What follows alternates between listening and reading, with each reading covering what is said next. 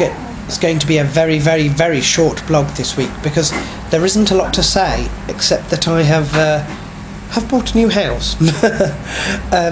The Jennyfields property has been a success, and I suppose I ought to give you the lowdown on the whole thing. So after we saw it, my parents arranged for the financial advisors last weekend, and the financial advisor said that he could probably sort something out.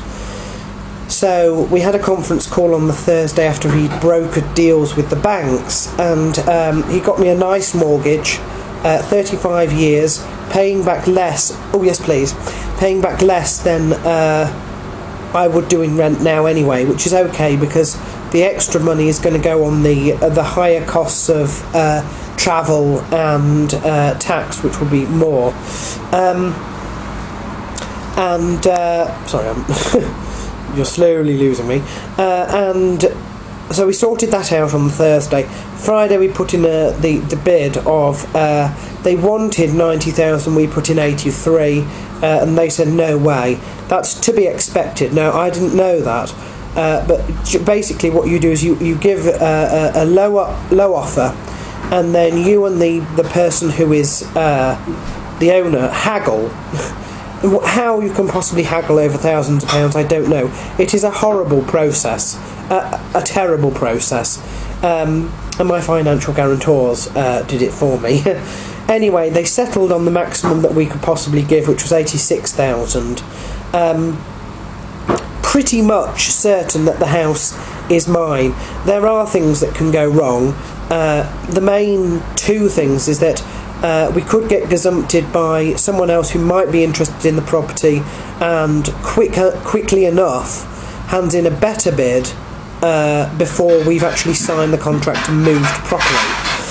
The chances of that happening is very, very low indeed, but it is a possibility.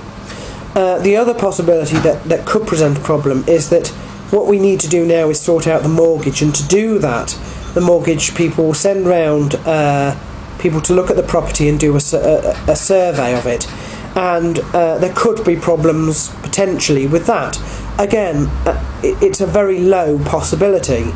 We're talking about the fact that it's 90% certain now that this is going to be my new home. We're thinking of moving extremely quickly with this, so Monday my father's going to be talking to me about the next step, which will undoubtedly be the mortgage, and possibly starting to draw up the contracts with the lawyers. They've got solicitors ready now, and the surveying will presumably take place in the next week or two. I'm quite serious about moving either before Christmas or just after. So that's really about all to say.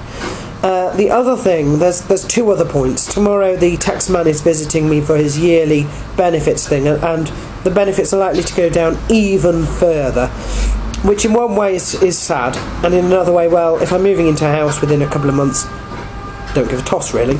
The second thing is that the landlord has caved, as I mentioned in last week's blog, to my demands with the threat of environmental health, and he's starting work on putting me a new bathroom in tomorrow morning, which is fantastic. I look at it this way, even if I don't get to enjoy it, what it does is it forces him to sort the flat out into a proper living quarters. If he wants to charge more when I leave for rent, he actually could, and it will ensure that the next tenant that lives there is going to have a good time at Granville, pretty much unlike me for the last couple of years, certainly. It hasn't been horrible. During the summer months it's actually quite a good place to live, but the last 2 winters have been dreadful. As you can hear, I've had a bit of a cold this week. It's actually nothing too bad at all, but hopefully this will be the last little, the last time that I spend too much. This will be the last Christmas at Granville, hopefully. If not, the fact that I might have moved out by then. So fingers crossed with all of that. We're just praying now that there's no problem with the survey and no problem with, you know, any gazumpters out there. I can't think there will be, but, you know, you never know. Meanwhile, I'm planning on, you know, putting in an aviary in the new shed and getting chickens and putting borders in the front garden and a gate on the back garden, and I've already made plans.